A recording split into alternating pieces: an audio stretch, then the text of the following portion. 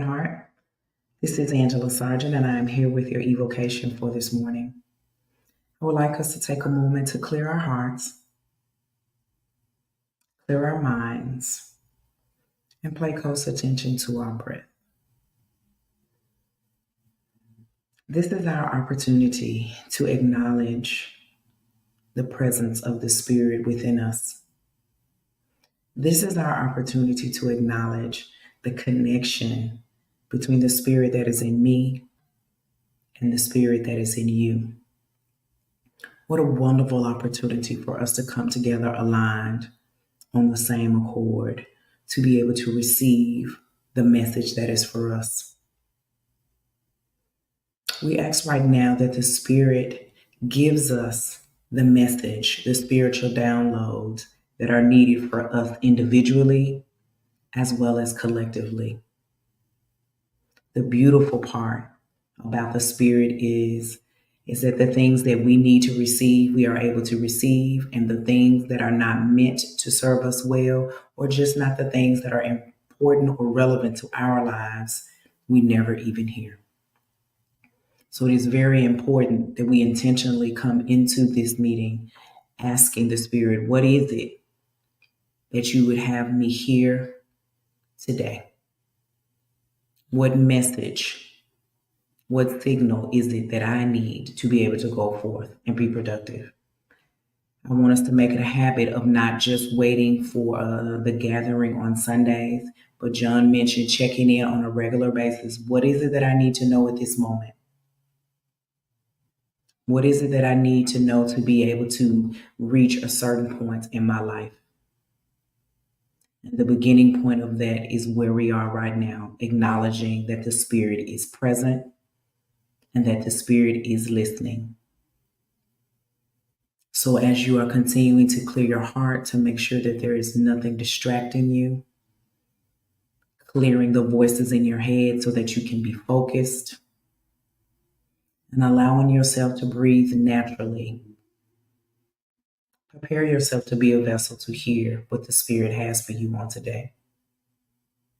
We are so grateful for this opportunity, and we are so grateful for this knowledge and knowing that we should acknowledge and we should honor the Spirit's presence in our lives, not just now, but every day. So I speak a blessing over each and every one of you that can hear me at this time. And I pray that you intentionally tap in to receive whatever it is you need to receive so that you can continue to show up as your higher self. The Spirit is listening. Are you? Ashe, Ashe, Ashe.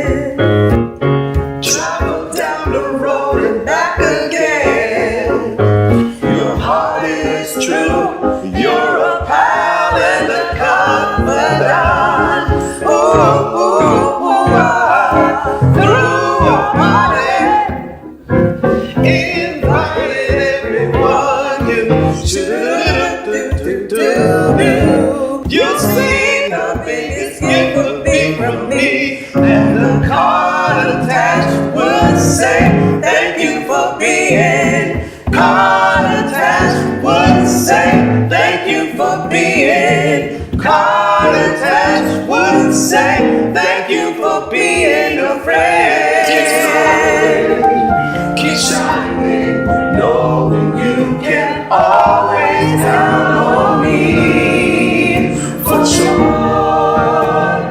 That's what friends are for good times and bad times. I'll be on your side forevermore. That's what friends are for. Ooh, ah, you got a friend in me.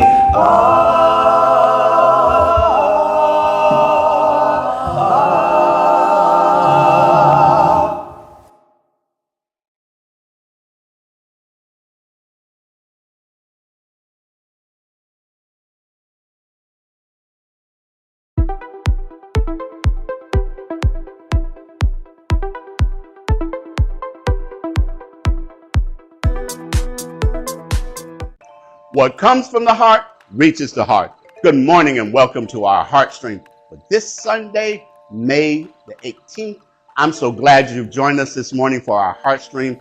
Thank you as always for being a part of this movement in New Thought, this movement of Open Heart Spiritual Center. And I hope that you will take the opportunity to share these videos, to share this Heartstream with others, letting them know about the message, the word that we're getting out. Thank you for your contributions and your support, and that ask that you would continue to do so. Also, as I share with you each and every Sunday, you're welcome and invited to join us at Unity Christian Church, 1135 McCorkle Road here in Memphis. For those of you that are here for the 11 o'clock worship celebration, it's an opportunity to be with friends there, because as we've said, we have this collaboration, this synergistic relationship and partnership with Unity. And it's not about coming to hear me speak.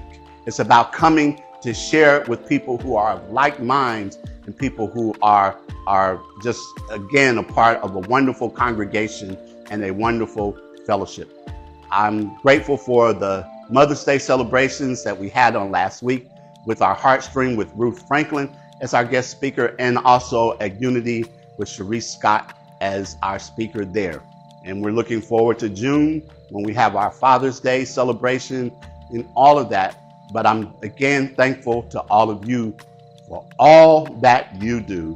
And as always, I greet you, I bless you, I see God in you. Our affirmation for the month of May: divine power. I claim my power of dominion now. I have dominion over all my beliefs, ideas, thoughts, and actions based on divine ideas.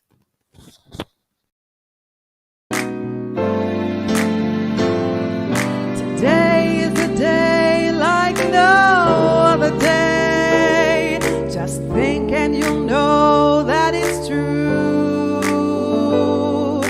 Days like today should be holidays.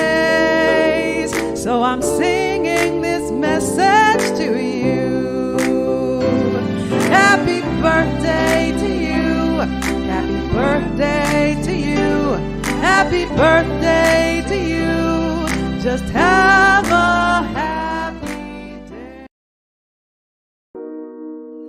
There are several ways to give to Open Heart: through our Cash App at OHSC901, online at OHSC901.com, or text the word GIVE to 615-422-4290. A powerful way to start or continue your day is with our daily prayer call. Each morning at 8 a.m. Central Time, a prayer team member provides an inspirational reading and an affirmative prayer.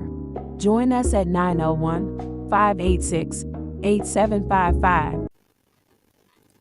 Chicken and Biscuits is a play, and in this compelling story, can Bonetta and Beverly, two sisters at odds, set their differences aside to honor their father's memory? A shocking family secret revealed during the service forces the sisters to confront a truth that could either mend their fractured relationship or drive them further apart. Directed by Curtis C. Jackson and our own Emma Crystal serves as assistant director.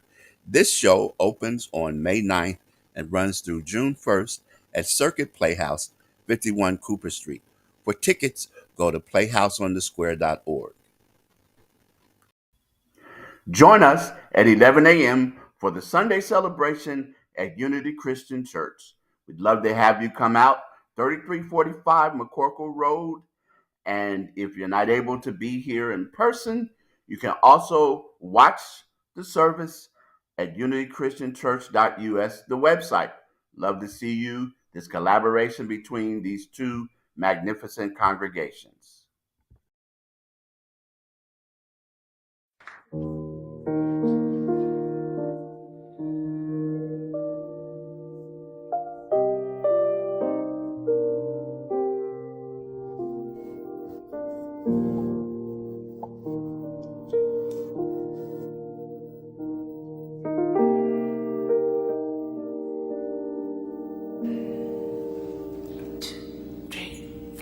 Love, be encouraged. Love will see you through. Love, be the first to love.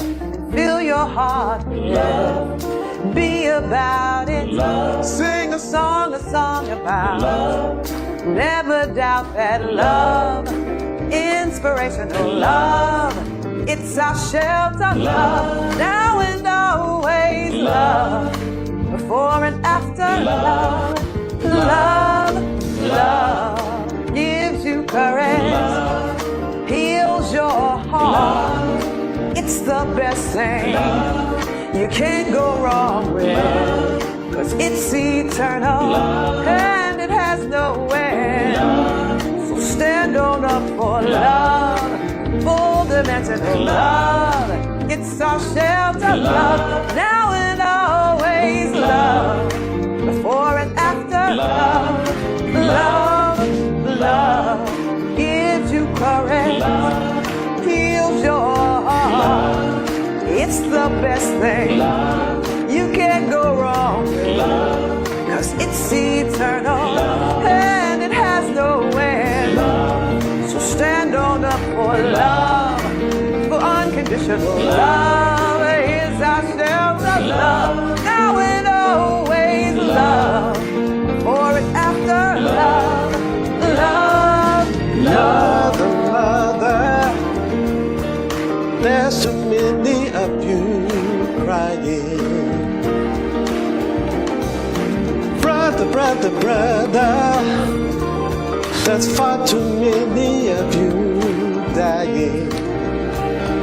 You know we got to find a way to bring some loving here today, yeah. Oh, Father, we don't need to escalate.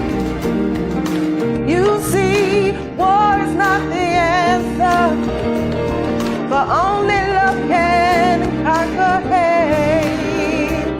You know we've got to find a way to bring some loving here today. Brother, too many of you dying. Sister, mothers, fathers, far too many of you crying. You know love is our current love, now and always love, before and after love, love, love.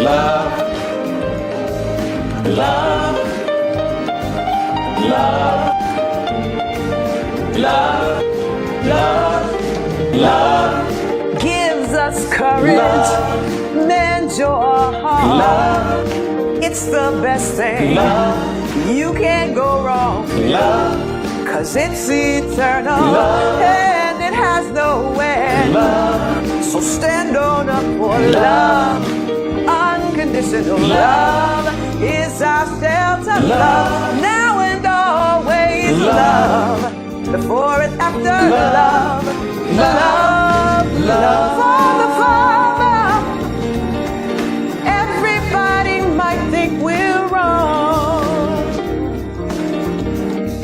but who are they to judge us? Simply 'cause our faith is strong. You know we've got to find a way to bring some knowledge in. Love, it's eternal. Love, and it has no end. Love, it's eternal. Love, and it has no end. Love, it's eternal. Love, and it has no end. Love, so stand on up for love, unconditional love. It's our shelter. Love, now and always. Love, before and after. Love, love, love.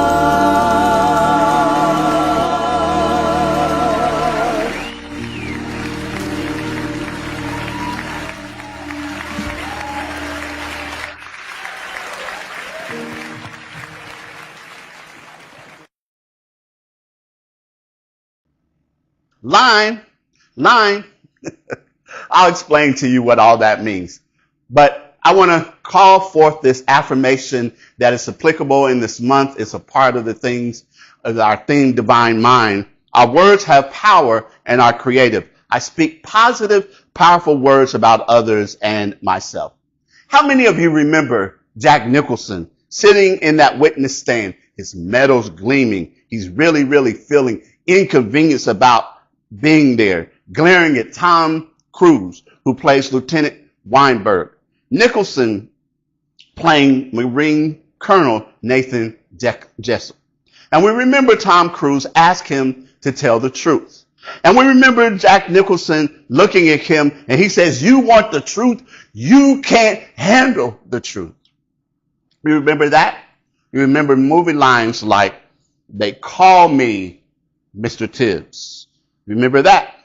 "All my life I had to fight. We're going to make them an offer they can't refuse. Show me the money. Show me the money. One band, one sound. Ain't nobody coming to see you, Otis." We can even think of musicals like Ease on Down the Road and There's No Business Like Show Business. We remember these lines. We remember these lines because they're important. We remember them because they take a thought and they crystallize that thought. And lines become important in that way. We understand this. Lines are a collection of words. Words are important in our teaching. And it's not just the words in and of themselves, but most importantly, it's the words that we say to ourselves. Because the things that we say to ourselves, our self-conversation is of vital importance. Our words have power and are creative. I speak positive, powerful words about others and myself. Our theme again, divine power. And in this way, we are talking about the spoken word and in that, the way that the spoken word applies in our lives and how it affects so much of it is that we do. In my coaching business, I have a tagline, "Talking to yourself is fine. Just know what to say." Because what we say to ourselves soon becomes a reflection of what happens outwardly. Another affirmation that I shared a long time ago, my inner conversation leads to my outer manifestation. Our understanding is that our thoughts create our reality, but our words are a reflection of those thoughts. What we say change your thinking, change your life. So our thoughts have a correlation with what we experience in life. But what we say on the inside, our inner conversations, is where it all begins. That's there. And the real part of that is what's going on inside of us. So we have to get that and we have to understand it. That's why the title of my message today is Line.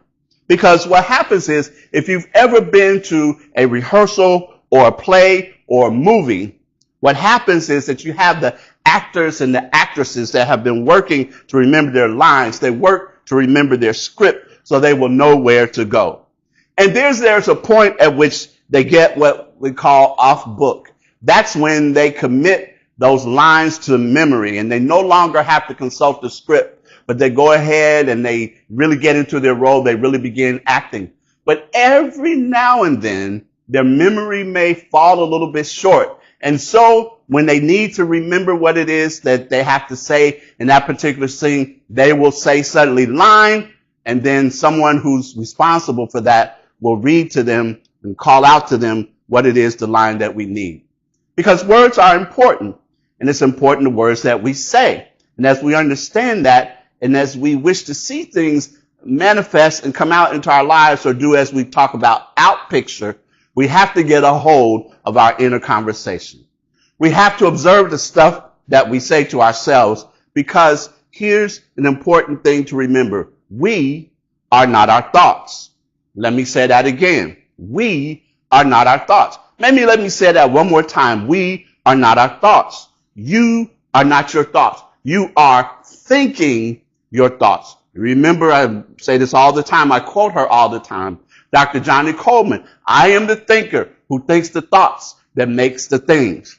But what happens is we get so caught up in thinking that we are our thoughts. We have been led to believe that, and then we get hypnotized into that belief. But we can become the observer of our thoughts. And when we become the observer of our thoughts, then it allows us to be able to change those thoughts and to change then the outcome of those thoughts. Because if you think about it in the theater and in with television and all those things, a part of what makes that effective is that we suspend belief, if just for a moment. And we allow ourselves to be in a space, in a place where we accept things that may be in our ordinary day-to-day experience and day-to-day existence might not exactly exist. Just think about, the movies where you have, those action movies and superheroes and the things that we see and the things that happen to them and how they come out. You will see a movie and you'll see a car explosion or something else like the building, and then you'll see the superheroes or the stars of the action movie. They come running out and, they're just fine. And they haven't had any hearing loss because of an explosion. They might have been in some type of accident. They get up and start walking around. And I know in real life, we probably would be going around, we can't hear, or we would be so sore because of all of the things that happen. But they keep on walking. So there's a suspending of belief in that way, or just getting ourselves to just accept a different reality in that space. And when we learn to do that. But as we do that, it brings into mind an important principle that I think that is important and that lies at the heart of this message. We learn to act as if. Act as if. When we have had in the past at Open Heart or New Year's Eve parties, we had an act as if party several times. And for those of you that weren't in attendance, what the act as if party was, each of us would think about what it is that we wanted to experience and to have manifest in our lives in the new year. And then we would take a name tag. In addition to writing our name on the name tag, we would also write that down. For example, I mentioned earlier about coaching business. So I might write John, and then underneath that I might write, life or spiritual or motivational coach or something else. And then as we moved around the party, we would engage in conversations with one another. But it wasn't just an ordinary conversation. We would begin speaking and acting, and more importantly, feeling as if we were already that. We were already experiencing whatever it is that we were setting as our intention for the new year, whatever it is that we were setting as our intention for that time. And as we did so, we spoke from that perspective.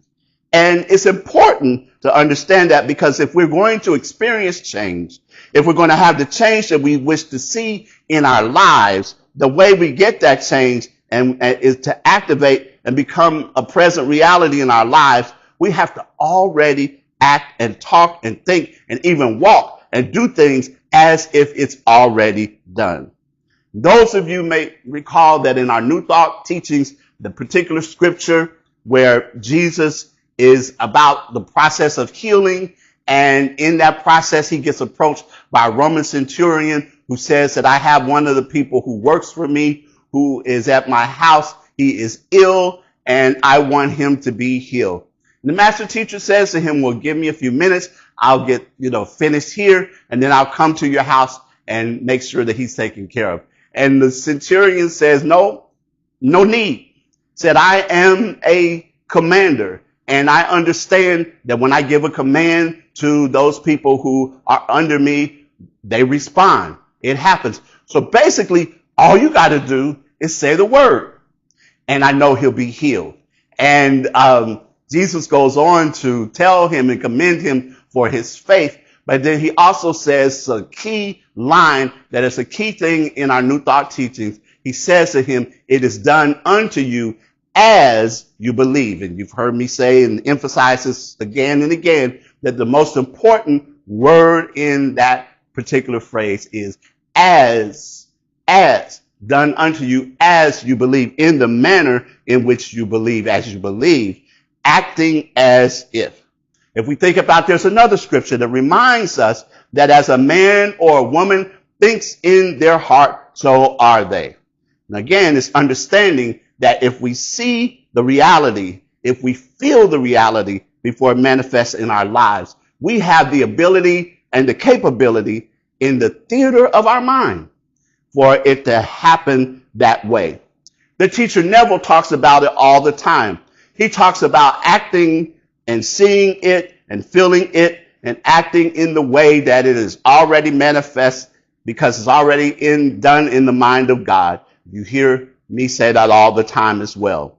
One of the things we declare that it's already done in the mind of God, and we get from Judge Thomas Troward, who was one of the classic New Thought teachers, the fact that what he calls the mental equivalent. And the mental equivalent is that we have the idea already in mind, even if it hasn't shown up yet. We still have the idea in our mind, the possibility that it already is. And as we do so, if we can't even really see it yet, but we form that picture, we form that pattern, we form that idea, we form all of those things in our lives. And as we do so, then it begins to come into manifestation. And a lot of times people think, well, you're faking it till you make it. And, that doesn't necessarily always work, you might say. But how are you going to know unless you take the time and take the opportunity to begin doing these things? How are you really going to experience in your life unless you take the leap of faith in your mind to see it? Because so often what happens to us is we spend a lot of time doubting those things. And we can declare what we wish to have something in our lives all the time, what we wish to experience and all of that. And it doesn't have to be material things. It could be that I want, health and well-being. I want a harmonious life. I want a peaceful life. I want wholeness and health. But what happens is we'll declare that for a few minutes, have an affirmation or two that we say, but the rest of the time, our thinking and our conversation is just the opposite. Oh, too bad that I don't have the money that I need. Too bad I don't have friends. Too bad I'm not in a relationship, or the relationship's not what I like. All of that, even though we will make some affirmations at the beginning. We're repeating those things for ourselves that are the opposite of what we say we really want. And as we do so, we have to begin having a strategy to answer this. And a part of that strategy is that when those negative thoughts come up, we already have some positive thoughts that we will use to counter those things. Because those things that we use to replace those negative thoughts that arise, because, nature abhors a vacuum. So that if we say we're going to get rid of those negative thoughts, if we're going to get rid of focusing on and concentrating on what it is that we don't want, we've got to have something there, or else it's going to just get replaced by another negative thought. So it's about having a sense of awareness of what we allow into our minds, of what we allow to express in our inner thought and our inner thinking, to act as if in order for it to be that way. I remember reading about and hearing about the actress Della Reese, since we're on an acting thing right now, but the actress and singer, actually, Della Reese. But she was also a New Thought minister. And one of the things that Della decided is that she wanted a husband. And so she started thinking about the fact, well, if I'm really going to have this happen, I need to start acting as if that husband is already in my house. So she went out and she bought some his and her towels, and she bought some her pillowcases. So she would sat down at her table, her dining room table. She set another place setting for that person. She thought about the fact that, well, you know, what would I be doing in the morning when I wake up? I would have a conversation with him. So she started seeing him sitting on his side of the bed and her having a conversation with him. She continued to act in that way as if he was already there. And I know that there were some people that said she was crazy. I know there were some people that said, Della, you're not facing reality. But she continued to do that. And guess who showed up? That's right. Because before she transitioned, she was Della Reese Lett. That's right. She had met Mr. Lett and had married him because of that.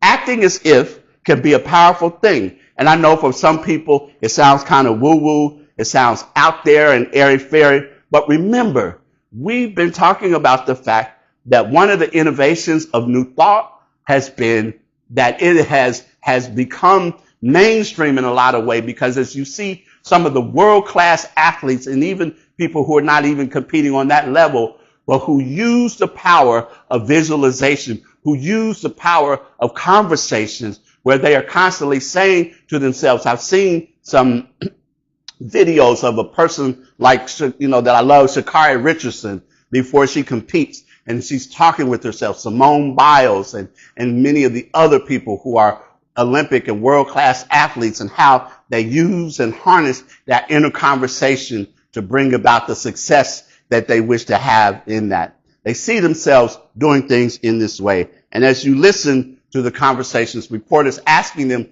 questions about their process, and very often they begin talking about this. We see other people, business leaders, who talk about taking the time to sit down and imagining things. Other people who are constantly taking the opportunity to line up their inner conversation with the things they wish to see and to have to express in our lives. And so we employ these things so we're not just sitting around, but acting as if means that we have the conversations. And sometimes we just need trusted people to have those conversations with, because there'll be some people that will remind you, oh, well, you tried that before. Oh, that doesn't work. I know somebody else that tried it, or whatever, this or that. You know, Della, I hear that you got his or her towels, but he hasn't shown up yet. Where is he? But Della decided that she doesn't need somebody like that to talk to her.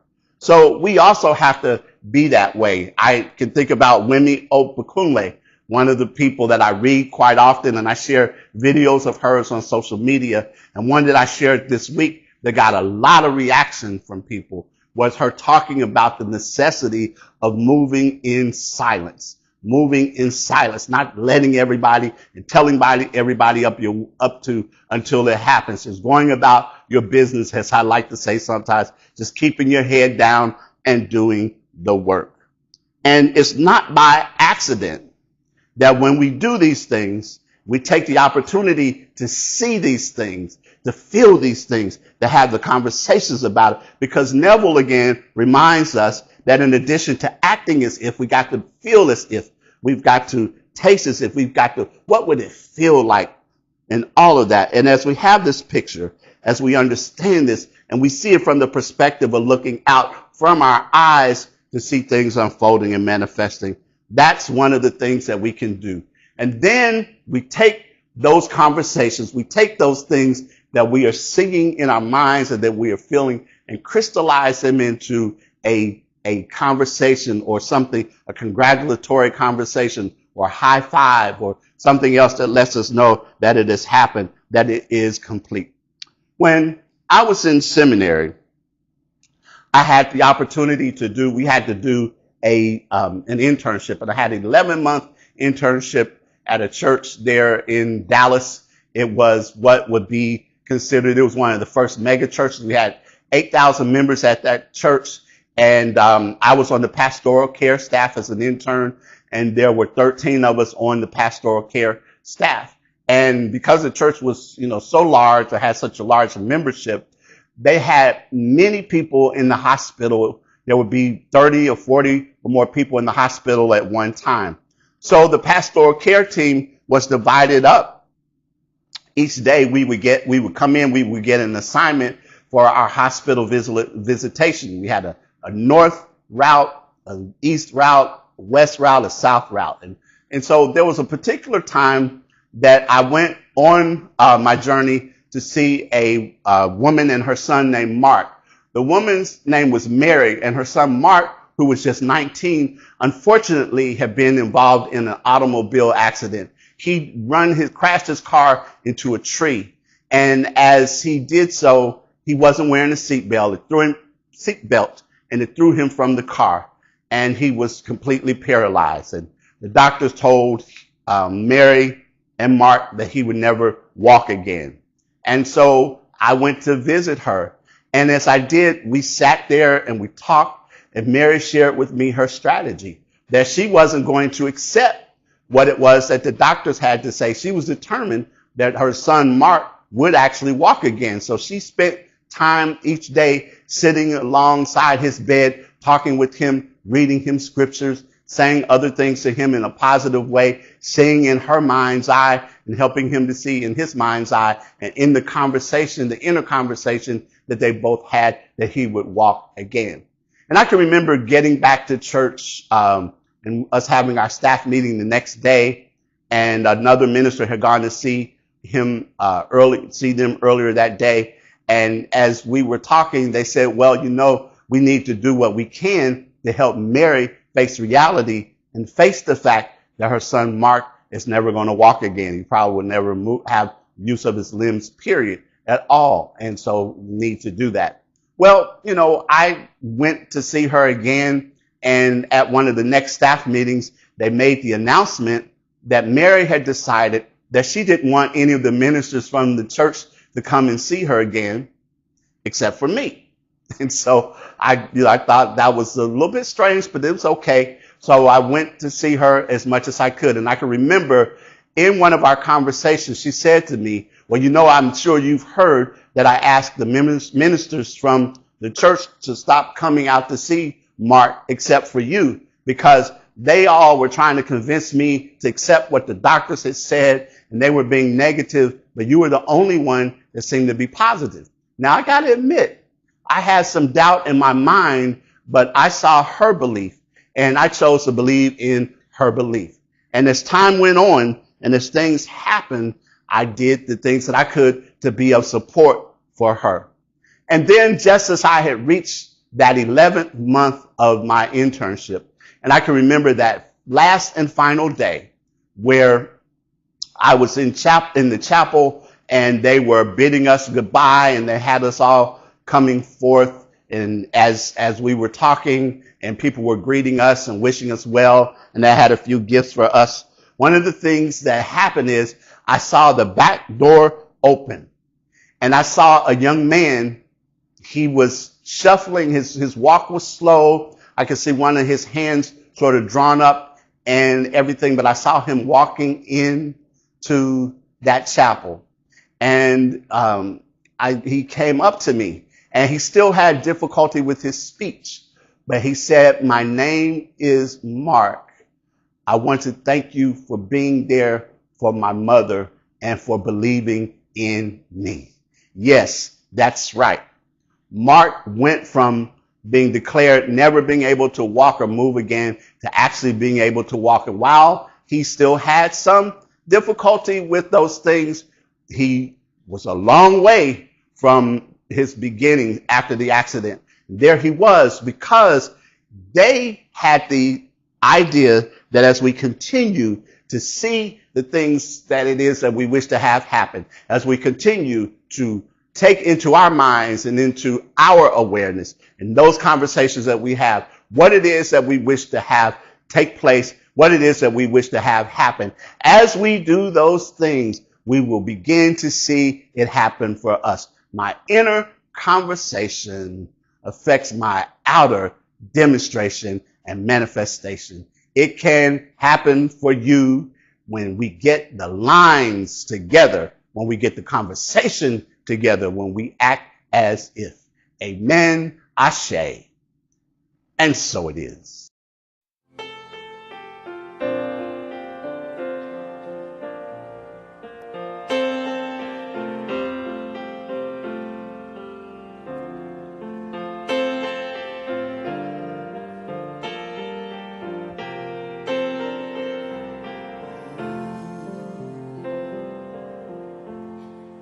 Just before you say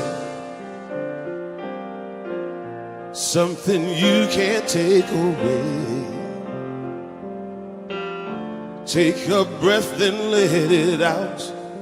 Try to think about what would love do now. Wondering if you should cross that line for good. Whatever you decide, ask yourself from inside, what would love do now? Everything is either an act of love or a cry for love. That's why for love we try for love. In the end, that's all we know that's real. Whether right or wrong doesn't matter, just as long as you let your heart decide. Ask yourself from inside, what will love do now? Everything is either an act of love or a cry for love. That's why for love we die for love. In the end, that's all we know that's real. Whether right or wrong doesn't matter, just as long as you let your heart decide. Ask yourself from inside, what will love do? Sing it from inside with me, y'all. What will love do now? Let me hear you sing it, people. What would love do now? Sing it one more time for me, y'all. What would love Do now. Thank you.